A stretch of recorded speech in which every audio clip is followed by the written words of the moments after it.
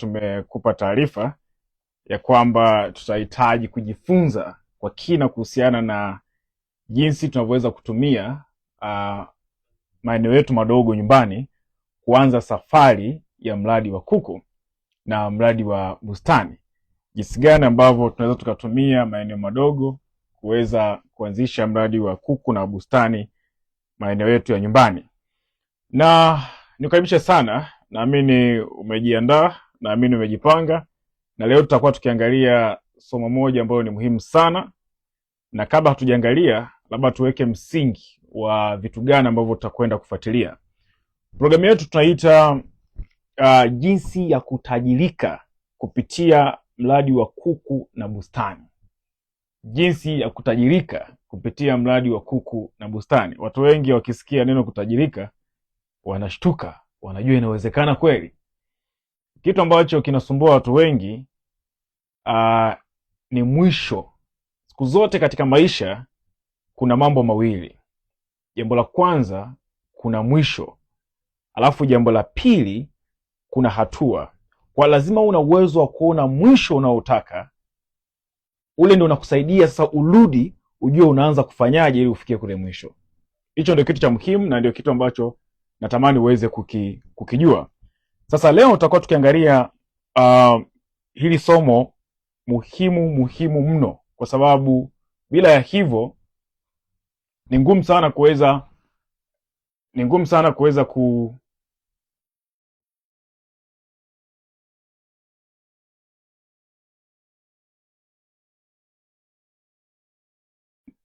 kuweza kufikia. Kwa mradhi kama sekunde chache tu, alafu tutaendelea.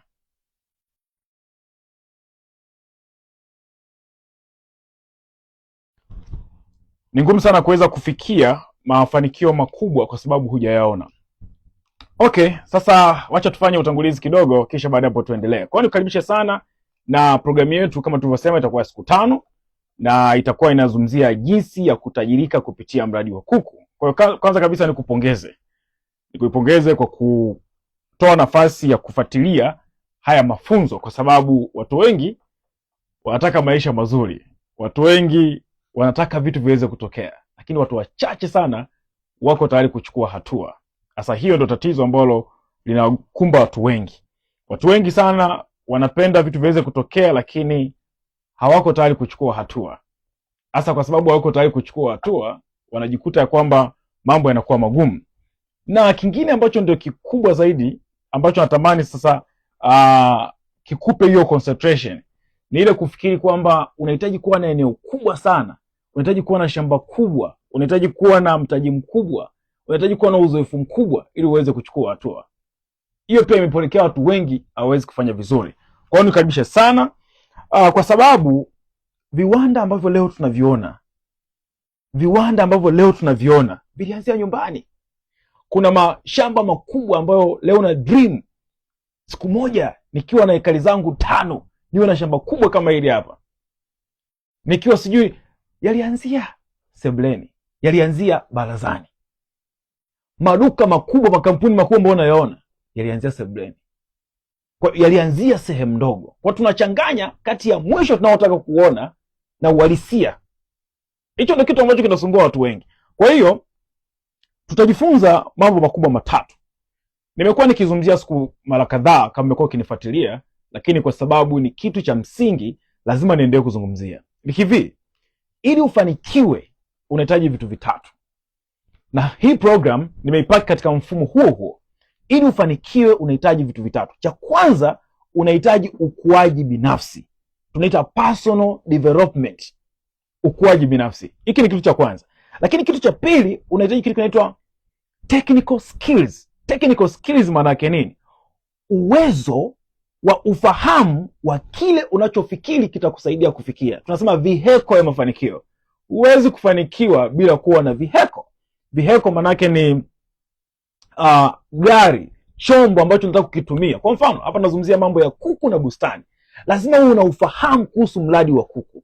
Lazima uwe na ufahamu kuhusiana na mradi wa bustani, kwa sababu ndio chombo chako unachotaka ukitumie kufikia kwenye ile hatima ya mafanikio ambayo unaitaka. Lakini jambo la 3, lazima una uwezo sasa Lazima una uwezo wa kubadili ujuzi ulionao, chombo unachokitumia, yani maarifa ya kazi unayoitumia, kuwa biashara, kuwa pesa. Hilo daraja hapo katikati tunaita business skills.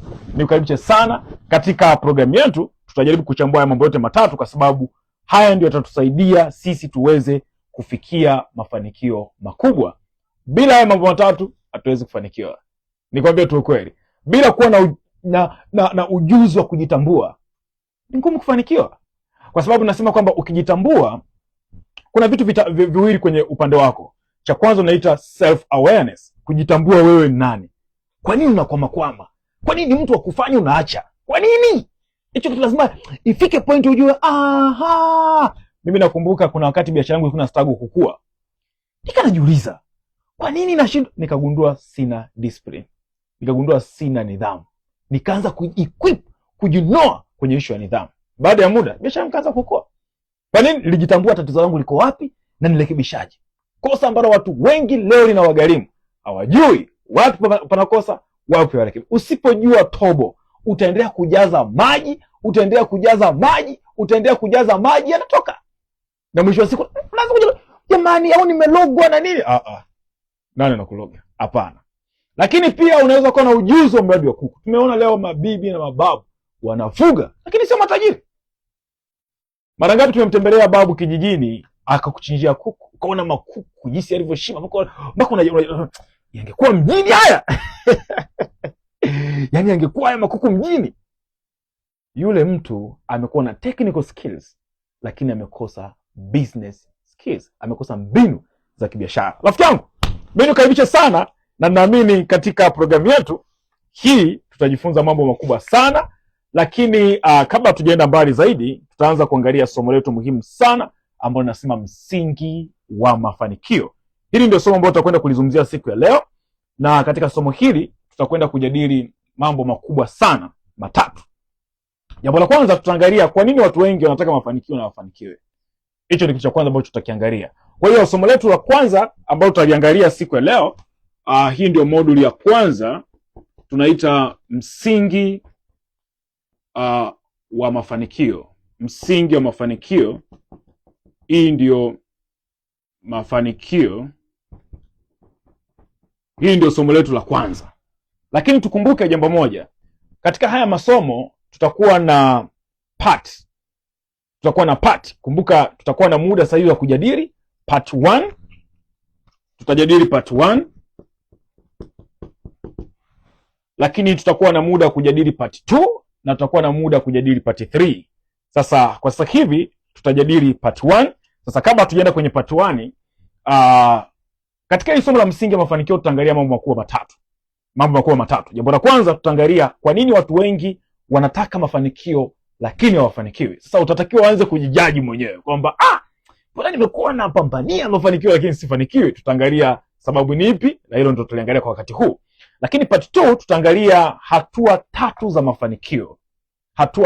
mafanikio. Mafanikio na hatua, rafiki yangu. Mafanikio hutokei tu umeibuka tumefanikiwa. No, kuna hatua za kuzingatia. Lakini kipengele cha 3 tutaangalia tujitathmini. Sisi tuko wapi?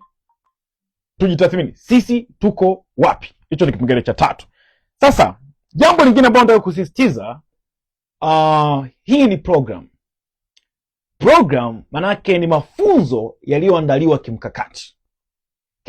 Manake hii program inakuonesha in and out kwenye wazo la mradi wa kuku na bustani, kama unataka kutumia kama chombo cha kufikisha kwenye mafanikio. Manake nini? Hapa utafanya maamuzi ya kweli kwamba huu ndio mradi naotaka nifanye au sio. Mimi nikwambia tu ukweli, katika hii program nitakwambia ukweli. Sitataka nikutie moyo kwamba bwana unajua. No, nitakwambia ukweli kwamba bwana, tukizingatia hiki na hiki tutafika. Tusipozingatia tutafeli. Kwa nini nasema hivyo? Najua umeshakutana masomo mengi ya kukupa moyo, hisia na nini. Hii ni program, ndio maana nafundisha 5 days. Siwezi nikaandaa siku 5 mara 3 kwa siku, na kipindi kimoja ni lisali moja, takriban lisali moja, afu kikawa ni kipindi cha kukutia moyo kwamba unajua. No, nitakwambia bwana, sikiliza, tunataka kufanikiwa, tunatakiwa tuzingatie haya. Kama tutaki tufanikiwe, tuwaachie ambao wako tayari kufanikiwa. Kwa hiyo kama uko serious, hii ni sehemu yako ya kufuatilia. Jipe muda, fanya commitment, uhakishe unafanikiwa katika hii safari ambayo umeianzisha. Comment hapo chini, niko tayari. Kama uko tayari, nitafurahi sana kuona comment yako, ili sasa tuanze kuliungurumisha. Na kusubiria comment yako, wacha ni share na wewe kitu kimoja ambacho naamini kitakusaidia. Mafanikio yako hivi. Kama hatujaangalia hii part ya kwanza ya msingi wa mafanikio, nataka ni share na wewe kitu kimoja ambacho ninaamini kitakusaidia. Katika maisha tumekuwa busy, na huu busy ambao tumekuwa nao, kuna wakati tukipiga mahesabu tumekuwa busy kwa sababu gani?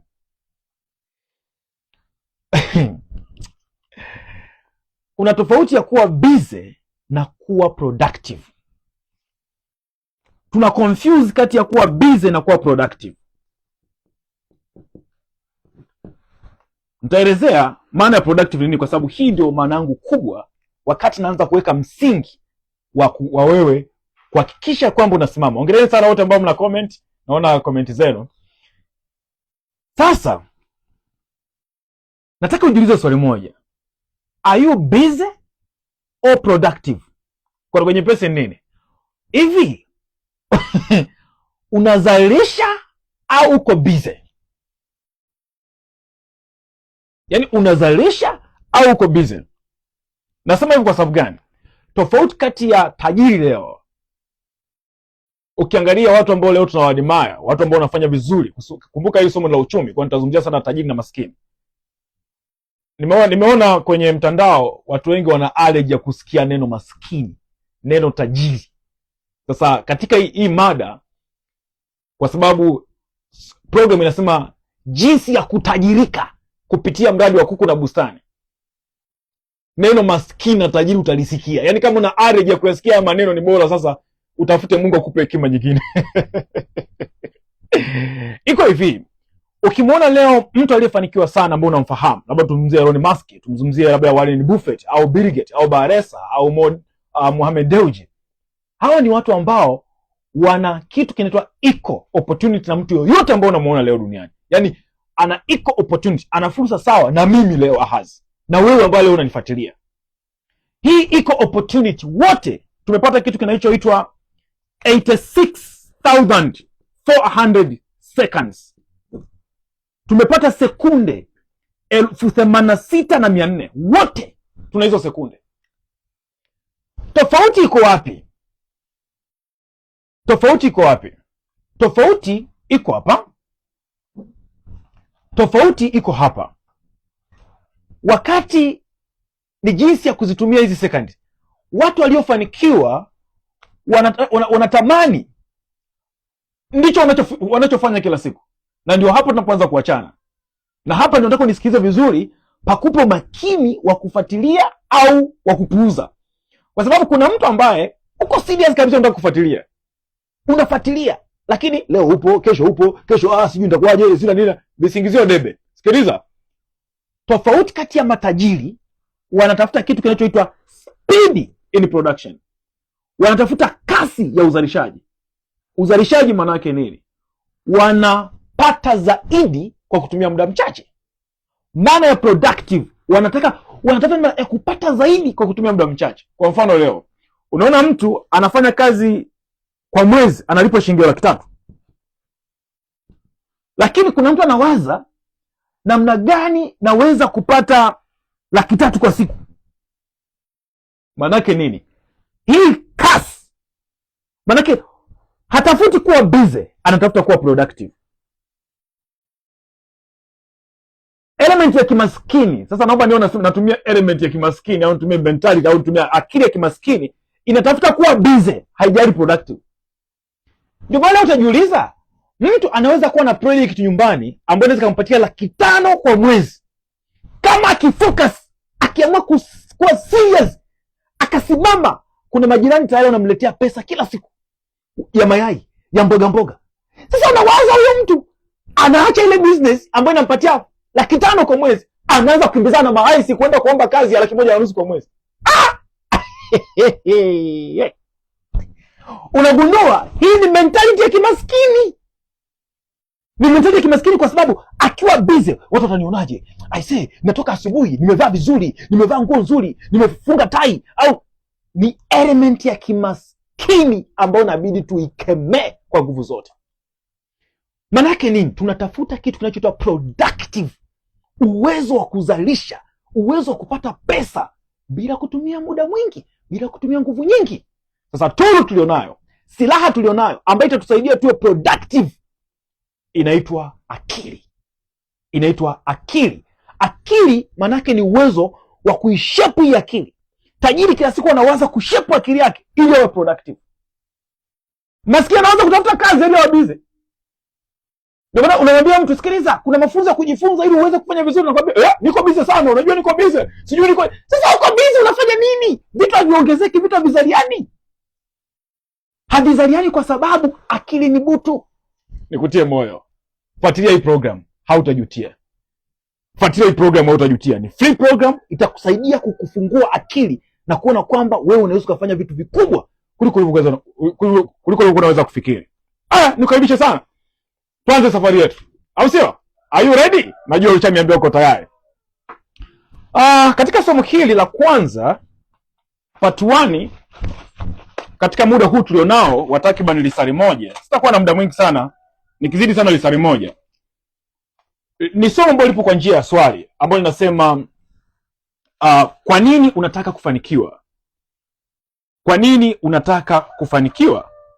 Kwani unataka kufanikiwa? Of course linasema hivi, kwani unataka kufanikiwa? Kwani unataka kufanikiwa? Ndio somo linauliza hivyo. Kwani unataka kufanikiwa?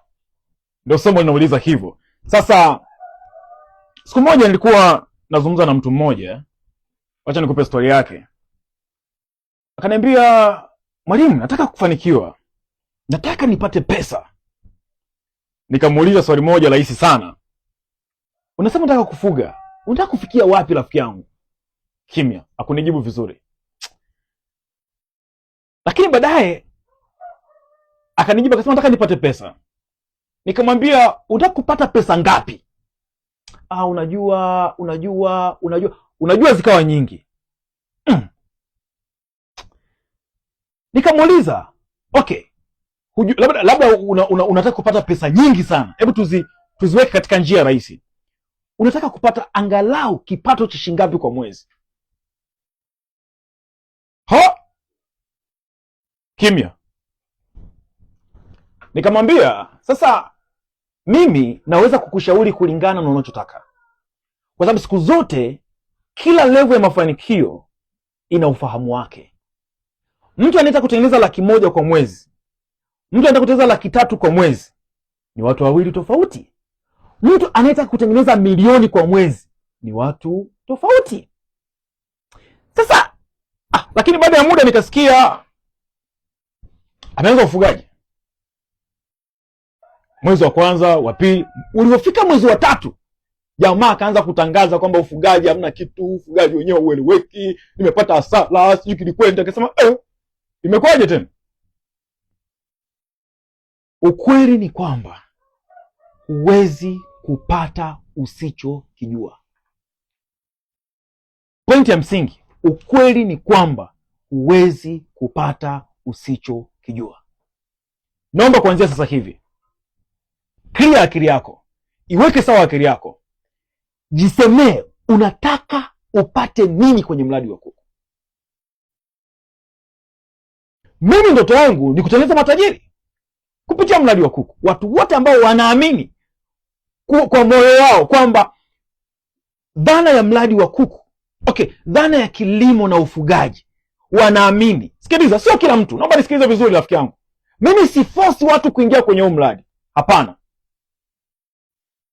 Ila wanaamini kwamba mwalimu Ahazi, hichi ndio kitu ambacho mimi naona kabisa Mungu ameniitia. Mimi ni kitu kimoja nafanya kwako. kukusaidia kukuonesha kwamba ni kitu kikubwa, na kiwango cha kwamba hichi ni kitu kikubwa ni wewe kuwa tajiri. Yaani utengeneze pesa. Unajua tunasema tajiri, unatengeneza pesa mpaka zinatosha na zinajaa. Kutosha ni kule ambako zimesolve mahitaji yako ya kila siku. Sasa zimetosha na zinasaidia na watu wengine. Yaani umeanza kidogo unakuja kuwa na kampuni, umeanza kidogo unakuja kuwa na kiwanda. Hiyo ndio dream yangu kwa mtu yoyote anayepita kwenye mkono wangu au anayesikia sauti yangu. Hiyo ndio pointi yangu ya msingi ambayo nataka uweze kuelewa. Maana yake ni nini? Lazima sasa hivi ujue unataka nini. Sasa somo la kwanza kabisa kwenye hii story ni nini? Kwa nini watu wengi wanataka mafanikio na hawafanikiwi? Kwa nini unataka mafanikio na hufanikiwi? Kwa nini watu wengi tumekuwa tukiona wanataka mafanikio na hawafanikiwi? Hiyo ndio pointi ya msingi. Iko hivi rafiki yangu. Sababu kubwa ni hii ifuatayo.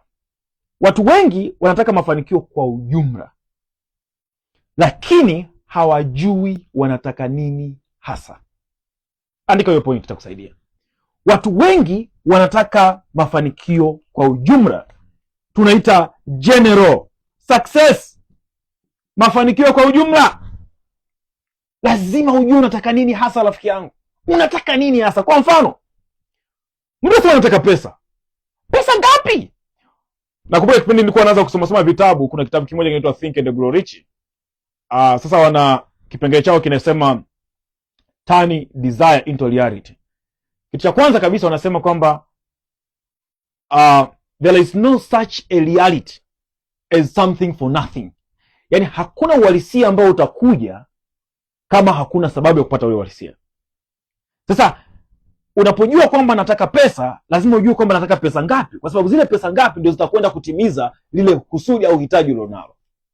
Sasa mtu anasema nataka pesa nyingi, nataka biashara. Unauliza mtu, unataka biashara ili upate nini? Anataka tu biashara. Nataka kufanikiwa. No. Anza kutengeneza structure kwamba nataka nifanikiwaje. Mtu akisema biashara mimi naelewa nini? Pesa inaeleweka, yani ieleweke hivyo. Kitu kingine, kama hujui kiasi gani cha pesa unataka, haujui ni biashara size gani, haujui mafanikio gani, jambo la muhimu, ukianza safari bila kujua unapotaka kufika. Andika hiyo point. Ukianza safari bila kujua wapi unataka kufika, kila njia itakuwa nzuri. Andika hii point. Nimeandika hapa na upate muda wa kuandika. Ukianza safari bila kujua wapi unataka kufika, kila njia itakuwa nzuri kwako. Kila njia itakuwa nzuri kwako. Lakini sasa ubaya, kila njia itakuwa nzuri kwako, lakini haitakufikisha unapotaka. Sasa unataka kufika wapi? Hujui mwenyewe unataka kufika wapi. Utafikaje? Hiyo ndio shida. Haujui unachotaka, utafikaje? Hiyo ndio pointi ya msingi. Hilo ndio somo letu la kwanza kwenye ile story ambayo nimekupatia, yule bwana ambaye alikuwa anasema nataka kufuga, lakini hakuwa ana kitu kinaitwa clarity. Hakuwa anajua exactly anataka kitu gani kitokee. Anataka biashara namna gani? Hivyo. Somo la pili katika hiyo story yetu ni kwamba kuna tofauti kubwa sana kati ya ndoto na maamuzi. Naomba nirudie. Kuna tofauti kubwa sana kati ya ndoto na maamuzi. Mafunzo mengi ambayo umefundishwa ni mafunzo ya hamasa, mafunzo ya motivation. Wanasema kuwa na dream big, kuwa na ndoto, ota sana. Ukishatoka pale hakuna kinachotokea. Kuwa na ndoto sio kitu kibaya, lakini kuwa na ndoto yenye mkakati. Watu wengi wana ndoto lakini hawafanikiwi kwa sababu ni ndoto zisizo na mikakati. Ndoto isiyo na mikakati manake ni ndoto isiyo na maamuzi. Kama ni ndoto isiyo na maamuzi, manake ni kwamba ile ndoto haiwezi kutimia. Miaka 10 iliyopita mimi nilikuwa houseboy. Leo mimi ni CEO wa kampuni yangu Profitable Farm Limited. Haijatokea kwa sababu nilikuwa na dream kuwa na kampuni. Leo hii hapa naongea na wewe kwa sababu nimetumwa na shareholders kwamba Ahazi, hebu sasa kwa wakati huu nenda kafundisha hichi kitu.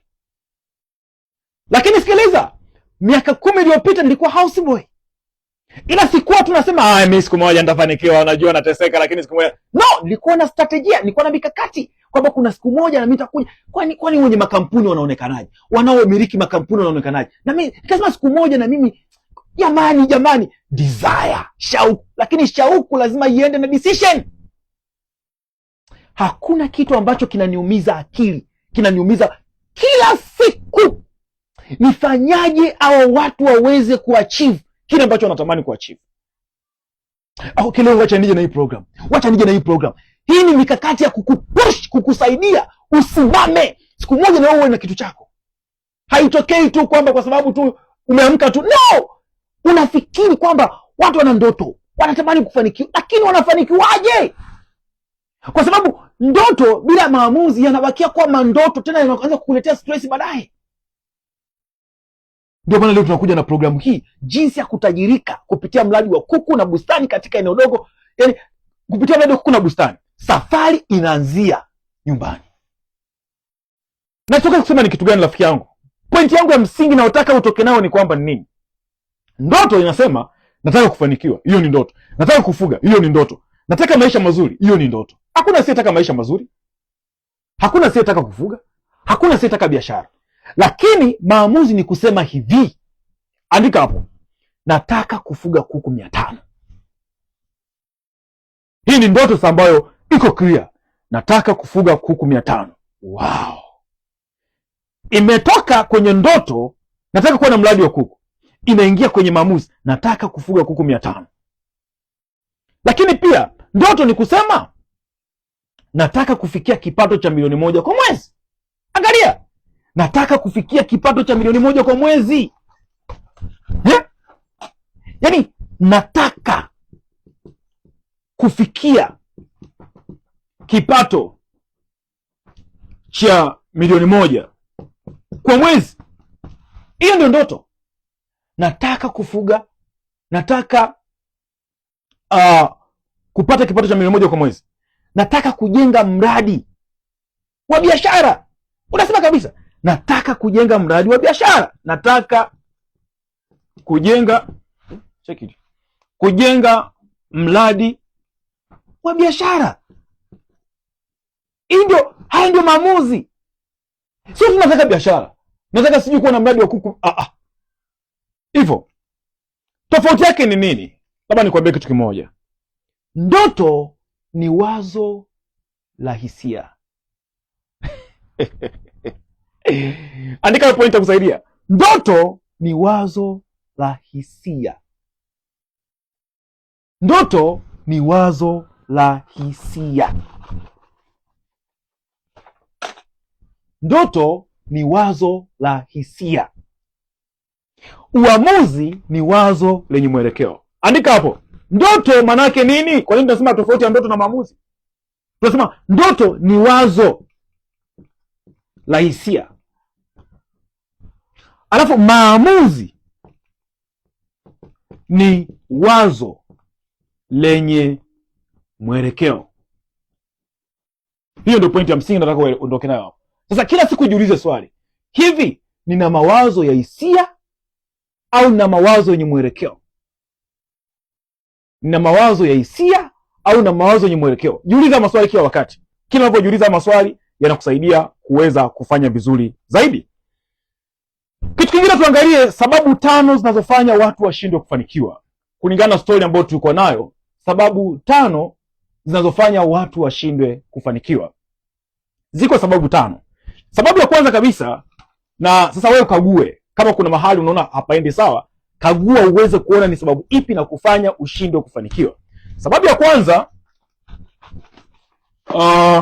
kwanza inaofanya watu washindwe kufanikiwa, namba moja, hawajui wanachotaka. Namba moja, hawajui wanachotaka. Hiyo ni sababu ya kwanza. Hawajui wanachotaka. Wanataka pesa lakini hawana target. Mtu anataka pesa lakini hana target. Target manake ni kushuti, hajui kwamba ashuti wapi, kwa sababu hakuna ile target. Mtu hajui kiasi anachotaka. Kwa sababu gani? Kila pesa ina gharama yake ya kulipa. Kila kiwango cha pesa unachokitaka kina maarifa yake, rafiki yangu. Kila kiwango cha pesa unachokitaka kina maarifa yake. Kwa mfano kama unataka kupata kipato chini, yani kama unapata kipato chini ya milioni, yani chini ya milioni moja, wewe inabidi utafute maarifa ya formula. Yani manake formula yako bado haijakubali, yani formula yako bado haijawa stable. Chini ya milioni manake nini? Kipato cha chini ya milioni unatumia nguvu au mazoea? Manake nini? Nguvu inaweza kuwa kibarua. Mazoea unaweza ukawa umesoma lakini umeajiriwa. Kuajiriwa naomba nikuambie kitu fulani ambacho ili nitafsiri neno mazoea. Unaweza kuwa umeajiriwa, unalipa kipato cha chini ya milioni au chini. Sasa kwa nini wewe unaingia kwenye hilo kundi? Kwa sababu unaingia kwenye hilo kundi kwa sababu ukiajiriwa hautumii akili kufikiri, unatumia akili kwa kile kitu ambacho kipo kwenye akili yako tayari. Nakumbuka mentor wetu wa confidence, kuna mfano mmoja alikuwa anapenda kuutoa sana. Akasema mtu anayefanya kazi benki, anasaidia watu kuregister ile account, kila siku anaongea maneno matatu. Kila siku, miaka yake yote 30 ngapi ambayo amesoma, anaongea maneno matatu. Yaani elimu yake yote ameisamalize kwenye maneno matatu. Alikuwa anasema hivi, maneno anayoongea kila siku, picha 2, barua ya mtendaji na 20,000. Maana yake nini? Kufungua account. Akija mteja mwingine, picha 2, barua ya mtendaji, 20,000, kufungua account. Sasa ukitaka kujua unafanya kazi ambayo ni mazoea, usiangalia umesoma kiasi gani. Angalia kazi unaofanya. Unawezekana una uwezo mkubwa, lakini angalia kazi unaofanya. Ile kazi unaofanya ndio inatupa kujua kwamba wewe unafanya kwa mazoea, na ndio maana tumesema hivi, unapata kipato chini ya milioni. Si kama nielewa vizuri? Haya. Kitu kingine ukitaka kujua hiyo kazi unaofanya ni ya mazoea, ukiondoka siku hiyo unalipresi mtu mwingine. Yaani ukihuzunika ni siku moja au masaa tu, kwanza umeshaanza kusumbua, wameshaanza kupigia simu mtu mwingine. Kwa sababu gani? Iko hivi kwenye maisha, kila kitu ambacho mtu ameajiriwa kinakuwa duplicatable. Yaani kile kitu kinaweza kika na mtu mwingine akafanya, kwa sababu tumesoma vitu vingi, ila tunapokuja kwenye kazi tunafanya vitu vichache ambavyo watu walikaa chini kupitia kampuni hiyo.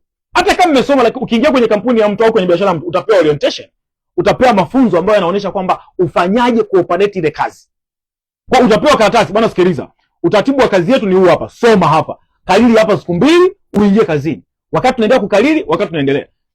Ukiona unafanya kazi ambayo unaweza ukabadilishwa, manake wewe kuvuka milioni ni changamoto. Kila wakati ambapo ikionekana unatakiwa kuvuka milioni, watu wanafikiri jinsi ya kukubadilisha. Wanafikiri jinsi ya kukubadilisha kwa sababu gani? Kampuni inaweza kusema, sasa hii gharama ya kulipa huyu mtu na nini? Hiyo ndio pointi ya msingi. Sasa manake nini? Wewe unahitaji kupata maarifa yanaitwa ya formula. Inabidi ustiki, uwekeze kwenye maarifa ya formula. Kuna program ambazo hutaki kumfundisha mtu ambaye anapata kipato chini ya milioni. Ukimfundisha unamconfuse kabisa. Ndio maana kuna wakati nikiwa nawaza kuambia watu kuhusu maisha, kuhusu mafanikio. Juzi nimefanya kipindi redioni, kimeleta comment kibao kwa sababu nimeongea somo ambalo ilitakiwa mtu pengine asikilize la nyuma mpaka afike hiyo stage. Sasa ndio maana ni kitu kibaya sana kufanya motivation. Yaani kwa nini watu wengi hawafanikiwi? Kwa sababu ya kuto kujitambua, kujua kwamba uko level gani, unasikiliza kila kitu. Sasa kuna vitu vingine umesikiliza vya mbele, utakiwa usikiliza vya nyuma hujasikiliza. Sasa unajikuta kama umekuwa confused, unaona kama watu wanadanganya. Unaona kama hamna bwana, haiwezekani. Sasa haiwezekani nini? Level ya kipato unachokipata inategemea na level ya ufahamu ulionao. Formula manake nini? Formula manake ni vitu viwili.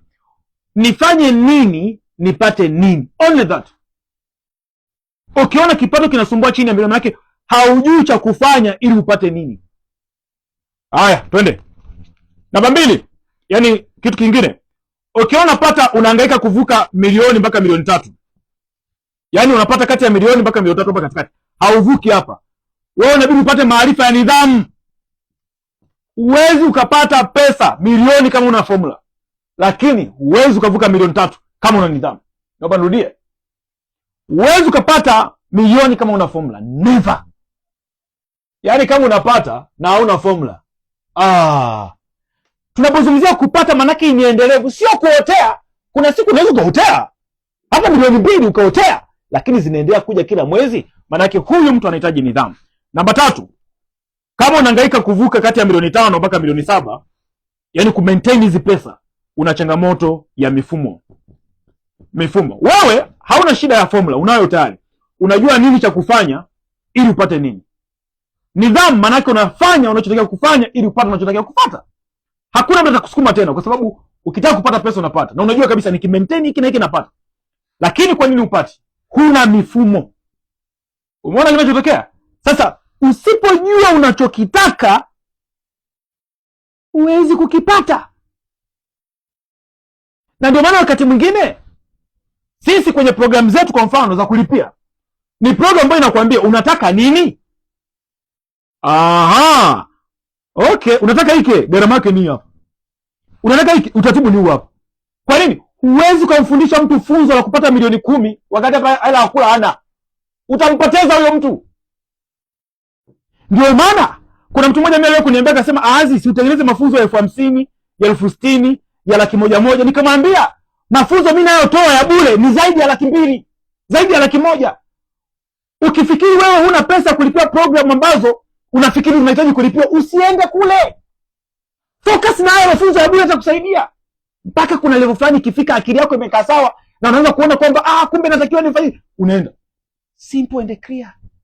Haya mafunzo mnaolipa 20,000, 10,000 huko, mimi kwangu hapa ni bure. Fuatilia Instagram yangu, fuatilia kitu ambacho naandika. Fuatilia hizo program ambazo nazitoa kila baada ya muda. Uone kama utatoka. Kuna mmoja juzi nimekutana naye akaniambia nimemlipa mtu milioni 1. Nikagundua vitu vyote anavyonifundisha wewe unafundishaga bure. Kabla ndio hivyo. Namba 2. Pointi ya kwanza, kumbuka tunaangalia kipengele kinachosema kwa nini watu hawafanikiwi. Namba 2, wanaanza miradi kwa kuiga watu. Wanaanza miradi kwa kuiga watu. Wanaanza miradi kwa kuiga watu. Wanaanza miradi kwa kuiga watu. Kosa ambalo watu wengi linawafanya wafanikiwi, hawana njia zao. Naomba nirudie. Kosa linalofanya watu wengi wafanikiwi, hawana njia zao. Wanakopi njia za watu. Hilo ndio kosa. Fulani nafuga na mimi nafuga. Kama yule amefanikiwa na mimi nafuga. Naomba nikufundishe kitu kimoja kitakusaidia sana kwenye maisha yako. Kwenye hii dunia, ukitaka kufanikiwa, unahitaji watu 3. Unataka nikwambie? Hicho nilikuwa sijapanga kusema. Nione komenti zenu. Mkiniambia nitawapa. Ngoja niende namba 3. Kwa sababu hiyo point uko inaishia tu hapa kwamba wanaanza miradi kwa kuiga. Lakini nataka nikufundishe kitu kimoja hapo. Nione komenti zenu. Nikiona watu 3 mmesema andika ndio. Zikifika 3 ninawafundisha hicho kitu ninawafundisha. Unahitaji watu 3 huko duniani. Ukikosa mmoja tu utoboi. Na wengi wenu mnafikiri mnao, hamna. Na ndio maana mambo yanakuwa magumu sana. Kwenye hii dunia hakuna mtu anayefanikiwa mwenyewe. Never. Ahazi niona leo sijachoropoka. Sijaibuka tu, nimeshuka tu. No. Nimetengenezwa kuwa ahazi leo. Nimeandaliwa kuwa ahazi leo. Wewe sasa hivi na kuandaa kuwa mtu anayetaka uwe baadaye. Na kuandaa uwe tajiri kutoka nyumbani kwako na kuandaa. Sasa hakuna mtu anashuka tu. Umaskini sio bahati mbaya. Umaskini unatengenezwa. Naomba nirudie, umaskini hautokei tu. Hakuna mtu Mungu alimuumba awe maskini. Naomba nirudie, hakuna mtu Mungu alimuumba awe maskini, na hakuna mtu Mungu alimuumba ateseke. Umaskini sio bahati mbaya. Umaskini ni matokeo ya kuandaliwa kuwa vile. Neno Mungu liko clear, anasema nazishuhudiza juu yenu hivi leo, nimewawekea mbele yenu uzima na mauti, baraka na laana. Mungu anachofanya, hakulazimishi uwe tajiri, hakulazimishi uwe maskini. Amekupa ushauri, anakwambia hivi, na kushauri, chagua uzima ili uwe hai wewe na uzao wako. Sikiliza vizuri. Kuna mtu anajitia moyo, unajua zeze, Mungu kama asipotaka sasa mimi nitafanyaje? Mungu hataki wewe uteseke. Naomba nirudie, Mungu hataki wewe uteseke. Unateseka kwa sababu aidha umeandaliwa kuwa hivyo au umejitakia wewe kuwa hivyo, kwa sababu ina confuse. Unaona, ukishia na watu kuhusu mafanikio wanakuja wana panic. Sikiliza, Mungu ametupatia akili, ndio inayofanya kitu inaitwa decision. Amesema nimekuwekea mbele yako uzima na mauti, baraka na laana. Basi chagua uzima ili uwe hai wewe na uzao wako. Uzima ni baraka, na kwenye baraka anasema baraka ya Bwana hutajirisha, wala hachanganyi na huzuni nayo. Simple. Sasa nimekwambia hivi, ukikosa watu watatu kwenye maisha utahangaika. Ukikosa tu mtu mmoja utahangaika. Sembuse na watatu wote. Niambieni mko tayari? Semeni hapo mko tayari? Naomba nielezee pointi ya tatu, alafu nikiona mko tayari nitakuja kuambia. Namba 3, wanakosa taarifa sahihi. Wanakosa taarifa sahihi. Watu wanateseka kwa sababu wanakosa taarifa sahihi. Wanajaribu badala ya kujifunza. Unajua, sikiliza, kuna hii mentality ya kusema wacha nijaribu nione nitafika wapi. Huwa hatujaribu, tunafanya. Pointi ya 3, watu wengi wanaferi kwa sababu wanakosa taarifa sahihi. Wacha nijaribu mradi wa kuku labda nitafanikiwa. Wacha nijaribu vibustani hapa nione kama nitafanikiwa. What? Unajaribu ndio maana ufanikiwi. Unajaribu ndio maana ufanikiwi. Ukishasema wacha nijaribu, akili yako imekuwa 50-50. Wacha nijaribu nione. Mafanikio hayaji kwa kujaribu. Mafanikio yanakuja kwa kufanya. Kujaribu maana yake umeshaweka mashaka. Umeshaweka kwamba 50-50. Usijaribu. Fanya. Ili ufanye unahitaji taarifa. Unahitaji mwongozo ili ufike unapopataka. Jamani, mmeniambia ndio? Mmeniambia mpo tayari? Safi sana, mpo tayari. Nisikilizeni vizuri. Nimesema namba 3, namba 2, wanaanza miradi kwa kuiga watu, si ndio? Haya, nisikilize vizuri. Nikupe hii siri hapa. Ukitaka kufanikiwa, unahitaji watu watatu duniani. Na Mungu amewatoa watu. Ni wewe tu, uko tayari au hutaki? Namba 1, unahitaji mtu anayeitwa mentor. Unahitaji mtu anayeitwa mentor. Namba 1.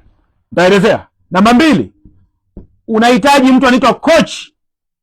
Mentor na coach ni watu wawili tofauti. Namba 3, unahitaji mtu anaitwa role model. Unahitaji mtu anaitwa role model. Hawa ndio watu watatu tunahitaji duniani. Katika kila kitu unachofanya, ukitaka kuwa na afya bora, unahitaji watu watatu. Ukitaka kuwa na akili njema, unahitaji watu watatu. Ukitaka kufanikiwa kibiashara, unahitaji watu watatu. Ukitaka kufanikiwa kwenye familia, unahitaji watu watatu. Ukitaka kufanikiwa kwenye ndoa, unahitaji watu watatu. Ukitaka kufanikiwa kwenye uchumi, unahitaji watu watatu. Simple and clear. Maana yake nini? Nisikilize vizuri. Wengi mmepotea na mnachelewa kufanikiwa kwa sababu hamna mentors. Mentor anakupa skills. Mentor anakusaidia usichelewe. Sasa hapo kwenye mentor naomba nitofautishe. Kuna tofauti kati ya teacher advisor na mentor. Teacher, advisor.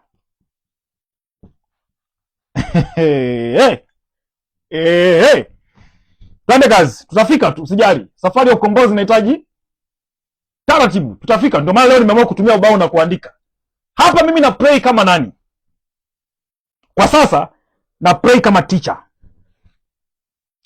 Teacher anakufundisha kwa mwongozo. Teacher ana tabia ya kukuambia ilianzaje, inakujaje. Teacher anatumia textbooks. Kwa mfano, leo mimi nimeandaa somo kabisa, nimeandika. Si unaona? Kwa nini? Nataka nikufundishe, nisikumotivate. Hatua ya kwanza, ya pili, ya tatu. Ndio maana tuna program ambayo nasema nitakufundisha jinsi ya kutajirika kupitia mradi wa bustani na wa kuku.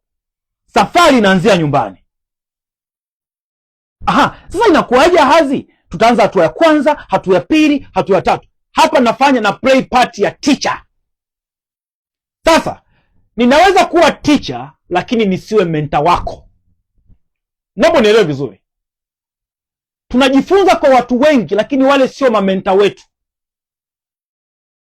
Naomba nirudie. Tuna walimu wengi lakini wale sio mamenta wetu. Mentor kwa lugha nyingine anaitwa mzazi. Mentor kwa lugha nyingine anaitwa baba. Haya, twende kazi. Baba au mama kwa lugha nyingine, kwa sababu wengi wanapenda kutumia baba kwa sababu baba ndio mlezi kwa asilimia kubwa, anakuongoza. Sikiliza sasa. Teacher anakufundisha, tunaita through textbooks. Huyo advisor anakushauri kwa sababu kasoma, kapitia huku. Nakushauri, unajua, nakushauri. Achana na watu wawili. Mimi nayemtaka kwa sasa hivi hapa ni huyu hapa, mentor. Tofauti ya mentor na wengine ni nini? Mentor anakupa skills. Skills manake ni shortcut to success. Teacher anaweza akakuzungusha. Advisor anaweza kukupa matango pori kwa sababu amesoma hayafanyi kazi. Teacher lazima afuate mtaala, aseme hatua ya kwanza, hatua ya pili, hatua ya tatu, hatua ya nne, hatua ya tano. Huyo ndio teacher. Sikiliza, katika haya ambayo nayaongea hapa, kuna mambo ambayo nikisema nataka nifanye mentorship na wewe, nakwambia sikiliza, sasa hivi fanya hiki na hiki na hiki na hiki. Hiki achana nacho. Manake na select kwamba sikiliza, focus na skill hii hapa na hii hapa, ufike pale. Ndio maana kuna kitu kinaitwa mentorship program. Hicho ni next level. Sikiliza, skills manake huyu jamaa anakushotikatisha. Hii ni lugha nyepesi, ni lugha rahisi au nimejikoroga na mimi tena?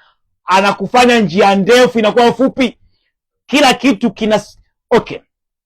Machungwa unaweza ukala kwa njia nyingi.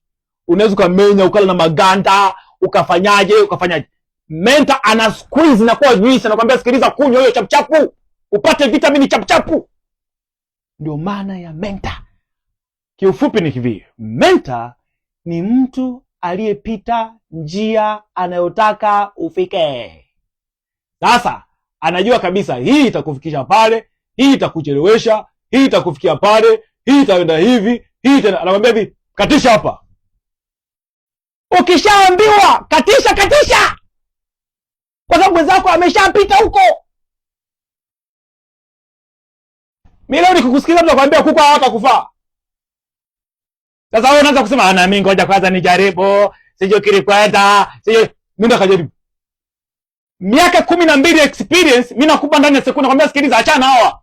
Nyosha hapa. Sasa wakati mwingine sina muda wa kuelezea kwa sababu unakuta ndani ya dakika 10, 15 tutaongea nini? Naomba sikiliza, katisha hapa. Ukishakatisha hapo, ukikwama mahali niambie. Ndio maana inaitwa mentorship program. Coach ni nani? Coach ni mtu anayekudiscipline. Kazi ya coach ni kukudiscipline. Coach ni mtu ambaye ana mikakati ya kukufanya ufanikiwe kwa nidhamu. Kazi ya coach ni moja tu, kukufanya una nidhamu.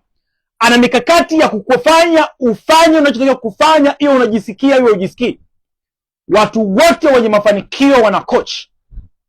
Timu za mpira zinamnunua mchezaji kwa pesa nyingi. Coach asipokuwepo siku 2 siku 3 wanaanza kuwa na wasiwasi wa kushinda. Why? Ufanikiwi kwa sababu unajua. Mentor anakupa skills, coach anakunyosha ufuate zile skills. Kazi ya coach sio lazima amefanya. Naomba nirudie. Sio makochi wote wa mpira waliwahi kucheza mpira. Wale wamejifunza kitu kinaitwa strategia. Wamejifunza kitu kinaitwa mikakati. Wale kazi yao ni moja tu. Ni kukufanya uamke na ufanye unachotakiwa kufanya ili uweze kufanikiwa. Coach mara nyingi wanapokea kutoka kwa mentors. Coach mara nyingi wanapokea kutoka kwa mentors. Kwa mfano sasa hivi mimi natengeneza coaches. Yaani natengeneza coaches ambao nataka, lengo letu nataka tuifanye hii dunia watu wafurahie kuishi. Sasa mimi ni mentor lakini natengeneza coaches kwa sababu siwezi kucoach kila mtu. Coach ni mtu ambaye yuko trained, anafahamu strategia. Sikiliza, hii ndio kitu ambayo umeambiwa ufanye. Kafanye. Kesho nipe report. Ukija niambie kwa nini hujafanya. Unajua nilikuwa nimeenda sijui nini yarepo msiba nini. Msiba, okay. Sasa sikiliza. Wakati ukiwa kwenye msiba pale, wakati watu wanalia, na wewe unalia? Hapana. Wakati wenzao wanalia, kwa nini usingepiga hata simu moja tu? Sasa ningepigaje pale simu, ningejiandaa? No, sikiliza, ni simple tu. Ungefanya hivi. Alo. Habari. Nilikuwa nataka nikusalimie tu. Hivi unaendeleaje na ile programu yetu? Okay, sawa, naendelea vizuri. Nimefurahi kusikia. Vipi? Tumetoa offer kuhusiana ile programu yetu, ungetamani kuchukua hatua? Asante kwa kunikumbusha. Naomba nikutumie pesa sasa hivi. Simple and clear. Discipline sio kulazimisha watu, ni kufanya unachotakiwa kufanya ili ufanikiwe. Alo, vipi? Safi. Jana umeweza umeweza kumwagilia bustani yako? I say, nimesahau. Kwa nini umesahau?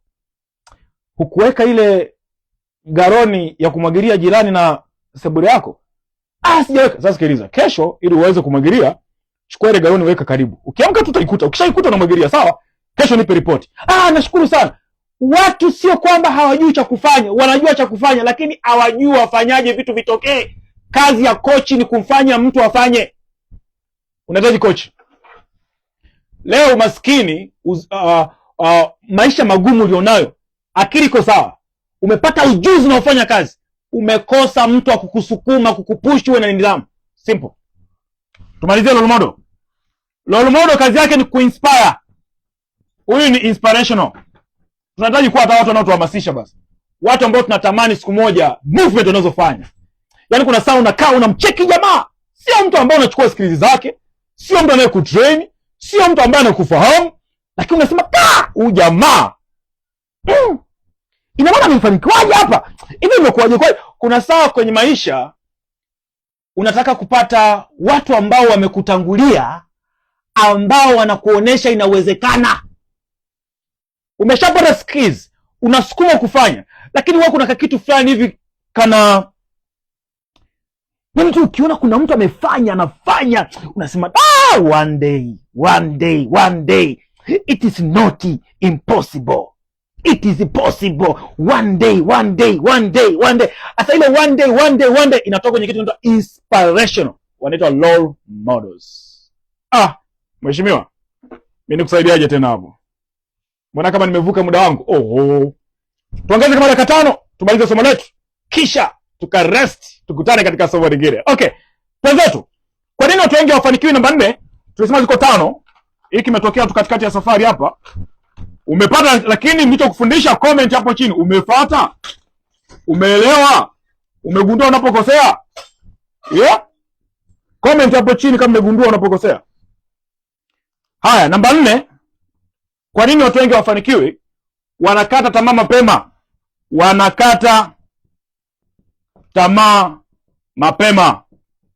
Kwa nini watu wengi hawafanikiwi? Wanakata tamaa mapema. Huyu aliyegundua balbu anaitwa Thomas Edison. Wakati nimeulizwa na waandishi wa habari kwamba umewezaje kufanya majaribio mengi kiasi ambacho watu wengi sana wanashangaa kufika majaribio zaidi ya 9,000 huko na kuendelea, umewezaje? Akasema one of the reasons why many people fail, ndio alivyosema, they failed to realize how close they were to success when they give up. Maanake kwa lugha nyepesi ni hivi, moja kati ya sababu inayopelekea watu wengi wanafeli ni kwa sababu wanashindwa kujua ni jinsi gani ilivyo karibu kufikia kwenye mafanikio. Yaani wanashindwa kujua kwamba giza linapokuwa nene kuna karibia kucha. Pale panapokuwa pana ugumu ndio panakaribia kumalizika ugumu. Wanashindwa kujua. Watu wanakata tamaa mapema. Kwa nini wanakata tamaa mapema? Wanakata tamaa mapema kwa sababu wanakata tamaa mapema kwa sababu, kwa nini mtu anakata tamaa? Anakata tamaa kwa sababu akikutana na changamoto anakosa majibu. Kwa nini amekosa majibu? Amekosa mtu wa kumpatia majibu kwa haraka. Amekosa mtu wa kupatia majibu kwa haraka. Aidha amekosa mentor, amekosa coach, au amekosa role model. Always anakuwa amekosa mentor. Kwa sababu teacher hawezi kupata majibu ya practical, never. Mwalimu hata awe mzuri kiasi gani, kama ana element za ualimu tu, haja practice anachokufundisha, hawezi kukupatia majibu ya field, never. Yeye anakupatia majibu aliyosoma. Majibu yale umekutana na game kule. Juzi kwa mfano, sisi tulikuwa tumepata changamoto moja kwenye banda letu. Kuku walipata ndui. Rafiki yangu. Unajua nilichofanya? Nikamwambia sikiliza, haya manani ya aloe vera kila siku waoshwe ndani ya siku 5. Yaani mpaka nikasema Mungu wangu, kwa nini hukupigwa picha niwaoneshe watu? Yaani nimeumia mpaka leo naendelea kuumia. Ndani ya siku 5 kuku wamepata ndui, yaani kuku haoni. Wamepata madonda kila mahali. Wale kuku ambao kila siku naonesha kwenye nani? Kwenye hizo video za Instagram.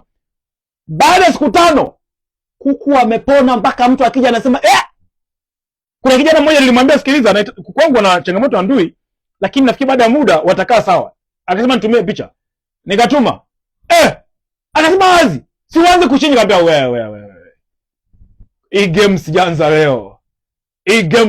Bustanini leo sisi tuna aloe vera. Ile aloe vera kazi yake ni moja tu, kuhakikisha wale kuku hawapati madonda. Sikiliza, mentor anakuambia hivi, sikiliza, nenda kafanye 1, 2, 3. Teacher anakuambia kaangalie nilichokufundisha kwenye kitabu. Sasa mbona ile dawa hiyo nifundisha siku hizo sokoni haipo? Anasema yaani wewe unashangaa na yeye anashangaa. Power of mentor. Wengi wanakata tamaa sababu ndio hiyo. Namba 5 tumalize. Namba 5, hawana sababu kubwa. Hawana sababu kubwa. Watu wanakata tamaa, wanaacha, wanaferi kwa sababu hawana sababu kubwa. Siku zote, ngoja nikwambie kitu kimoja. Ukiwa una sababu kubwa ya kufanya unachofanya, utaacha tu. Wengi wanaacha kabla hawajaacha.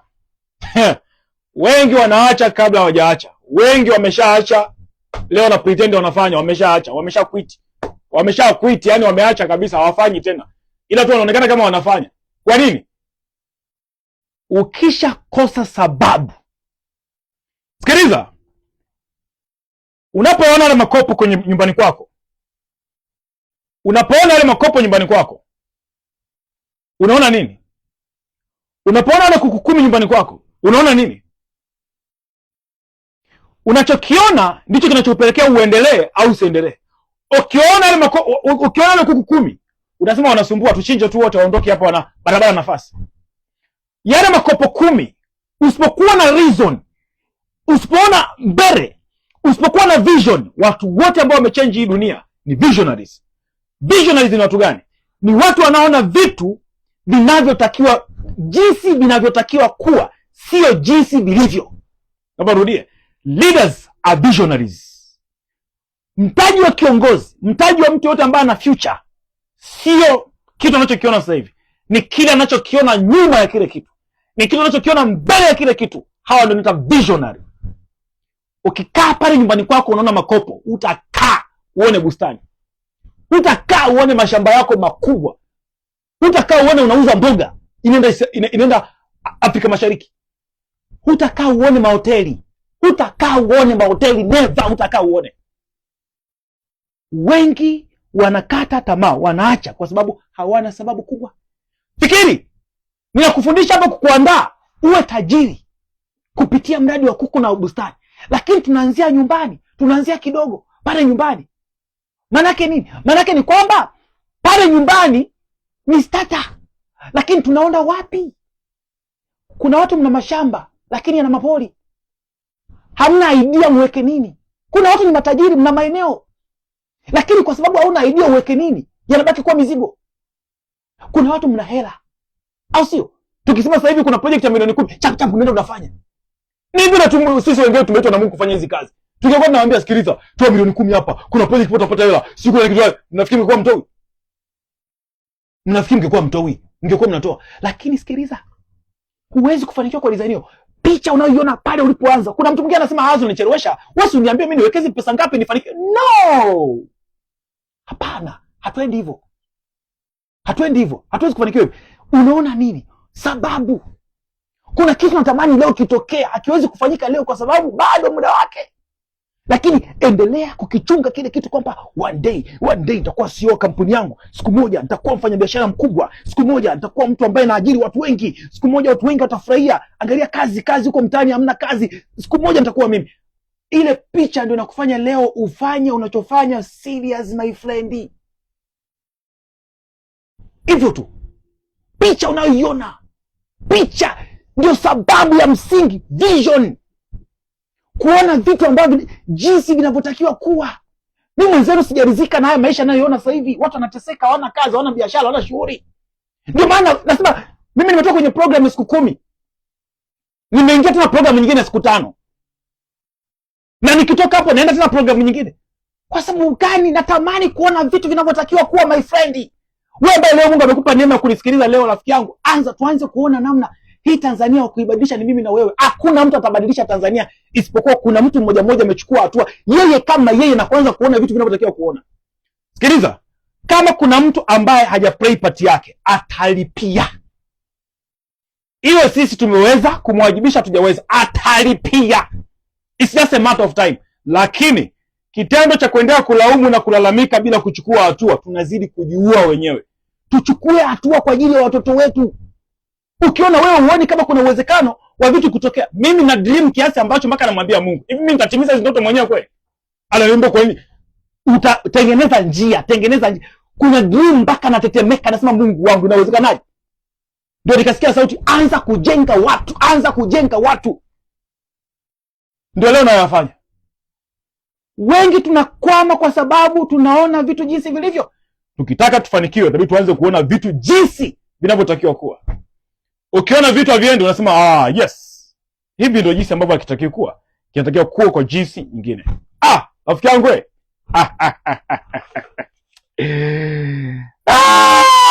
Jamani, wacha nimalizie kwa kitu kimoja hapo. Nguvu ya kujua unachokitaka. Nguvu ya kujua unachokitaka. Naomba uandike hii point. Naomba uandike hii point. Siku zote umekuwa unanisikiliza na kosa cha kuandika, lakini programu hii utapata cha kuandika kwa sababu natamani kuhamasishe, lakini uwe ni mtu wa maamuzi yenye maana. Andika hii point. Andika kama ilivyo, wala usijali. Nguvu ya kujua unachokitaka. Nguvu ya kujua unachokitaka. Nguvu ya kujua unachokitaka. Nikipata watu 5 tu watakao weza kuelewa akili yangu inawaza nini kuhusu haya maisha. 5. Sasa mimi nimesema 5. Mungu anatafuta mtu huyo. Mungu anatafuta mtu huyo abadilishe Tanzania, abadilishe one person. Lakini nasema nikipata watu 5 tu, ili 2 wakirejea watoto wanapambana. Hebu niambie, ni wewe au nani? Sema mimi hapo chini. Sema mimi ili nikuombee. Sema mimi nianze kukuombea hapa. Nguvu ya kujua unachotaka. Andika hiyo point. Hutaishiwa njia. Hutaishiwa njia. Hutaishiwa njia. Hutaishiwa njia. Nguvu ya kujua unachotaka. hutaishiwa njia. Nguvu ya kujua unachotaka, hutaishiwa njia. Nguvu ya kujua unachotaka, hutaishiwa njia. Kwa sababu gani? Mtu anayejua anachotaka atatafuta maarifa, atatafuta watu sahihi, mentor, coach na role model na wateja. Mentor, coach, role model na wateja. Atahangaika na watu wa aina hizi? No mbea, no ujinga, no comment za hovyo. Atahangaika na watu wanne tu: mentor, skills, coach, discipline, role model, inspiration. Mteja, business. Simple.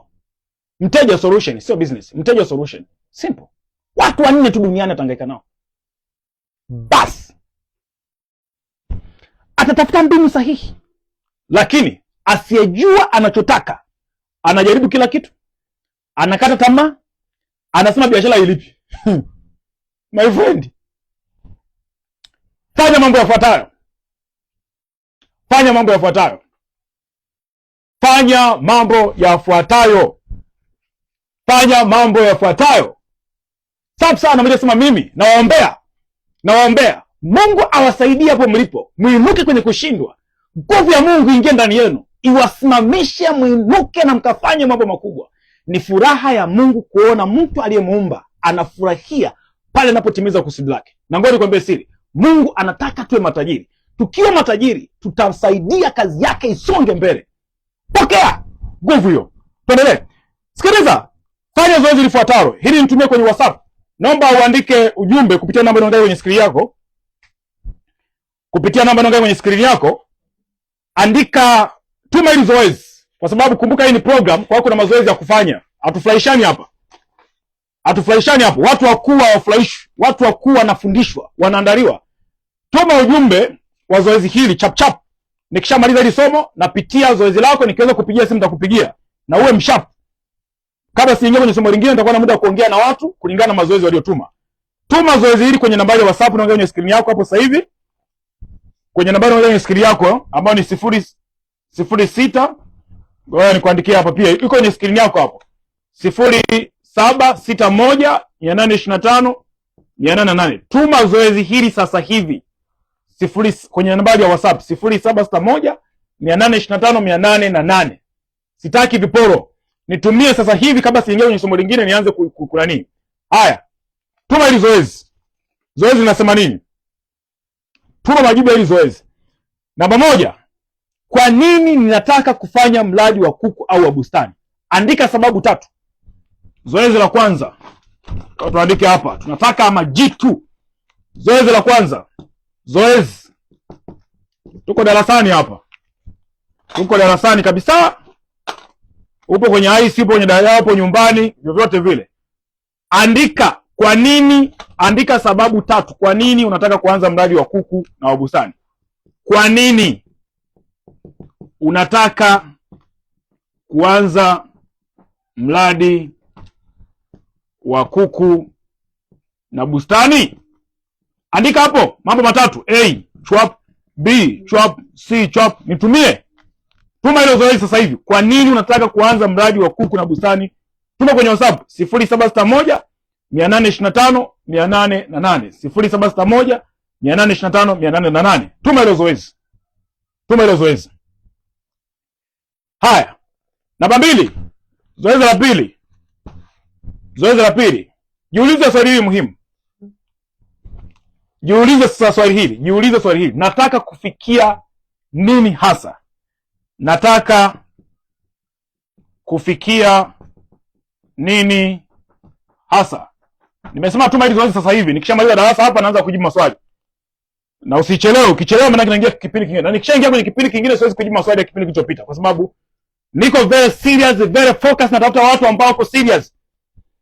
Mfano, swali hili nilijibu hivi, nataka kufikia nini hasa? Mfano, nakupa na mfano kabisa. Mfano, kuku 300.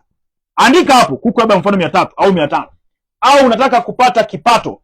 Sema nataka kupata milioni kwa mwezi. Nataka kupata milioni kwa mwezi. Andika hapo. Andika hapo. Haya, zoezi la 3. Ili zoezi la 3 sinitumie. Zoezi la 3 comment hapo kwenye comment sasa hivi hapa. Comment hapo sasa hivi kwenye comment nione. Zoezi la 3, comment hapo niweze kuona kwenye nani yako. Comment hapo niweze kuona sasa hivi. Haya, leo nimegundua nataka kufika wapi katika mradi wa kuku na bustani. Comment hapo. Leo nimegundua nataka kufika wapi kwenye mradi wa kuku na bustani. Comment hapo. Leo nimegundua nataka kufika wapi kwenye mradi wa kuku na bustani. Comment hapo niweze kuona. Comment hapo niweze kuona. Leo nataka kufika wapi? Hiyo comment sasa hivi hapo. Namba 3. Leo nimegundua. Umegundua nini baada ya hili somo? Nimegundua nataka kufika wapi kwenye mradi wa kuku na bustani. Nimegundua nataka kufika wapi kwenye mradi wa kuku na bustani. Comment hapo. Nitafurahi kuona comment yako hapo ili angalau niweze kuona umegundua unataka kufika wapi kwenye mradi wa kuku na bustani. Ndugu zangu, wacha nimalizie kwa maneno machache kisha tuweze kwenda kwenye kipindi kingine. Wakati nikishamaliza kupitia mazoezi ambayo nimewapatia, tuweze kurudi tena. Kwa sababu safari yetu ina siku 5 na safari yetu ni masomo 15. Kila siku ni masomo 3 yaliyoshiba ya kukuandaa kuwa tajiri kupitia mradi wa kuku, mradi wa bustani kuanzia nyumbani. Okay. Kabla ya kujifunza jinsi ya kufuga kuku, lazima ujue kwa nini unafuga. Ndio maana tunajifunza hicho ambacho tunajifunza, na kabla tuanze kuangalia skills nyingine, lazima ujue kwa nini unafuga. Katika kipindi kijacho, mimi ndo namalizia somo langu, tutajifunza mambo 3 muhimu au hatua 3 muhimu za mafanikio. Yaani usimisi. Ukimisi kipindi kijacho, rafiki yangu, umekwama. Na kwa staili hii, naomba nitumie mazoezi yangu kama nilivyosema. Nitumie mazoezi yangu sasa hivi nianze kuyapitia. Ikipita dakika 30, dakika 40 sitaweza kwa sababu inabidi nirudi tena kwenye kipindi kijacho. Na siwezi kuja kwenye kipindi mpaka nimuulize Mungu nikufundishe vipi kwa jinsi gani ili uweze kuwa tajiri. Yaani sina namna. Sasa naomba uweze kutumia muda wao vizuri. Jambo la kusisitiza, kwa sababu ni somo la kwanza. Rafiki yangu, hii sio program ya kukuhamasisha. Ni program ya kukutengenezea dira ya mwongozo wa mafanikio unayotaka kufikia kama uko serious. Tafadhali fuatilia kama umelipia. Naomba nirudie. Fuatilia hii program kana kwamba umelipia pesa nyingi. Usifuatilie kwa ni Instagram tu, ni mtandaoni tu. No. Kingine, andika. Jambo lingine, mwalike mtu mwingine. Tukishatoka hapa, share na mtu mwingine, mwambie sikiliza, umeshakuwa ukiteseka muda mrefu, unahangaika na bustani na mambo ya kuku. Follow Profitable Farm, lakini pia YouTube tunatumia jina Profitable Farm TZ. Ndio zaidi masomo yatakuwa yanapatikana huko. Profitable Farm TZ. YouTube aende huko, lakini pia atufuatie Instagram Profitable Farm, afuatilie masomo kwa hizo siku ambazo tutakuwa tunaendelea, na naamini atafanikiwa. Rafiki yangu, nikutakia wakati mzuri. Naamini utafanikiwa na utabarikiwa zaidi. Hongereni sana wote ambao mmecomment, mmegundua. Safi sana, na naamini Mungu atakusaidia. Tukutane katika kipindi kijacho. Hakikisha unatuma zoezi, unatuma kazi ambazo nimekupatia. Natamani niendelee, lakini kwa sababu kuna majukumu mengine ya kusimamia kazi yako na kuna masomo yanaendelea, nisikatishe utamu. Tukutane kipindi kijacho. Enjoy! Na uwe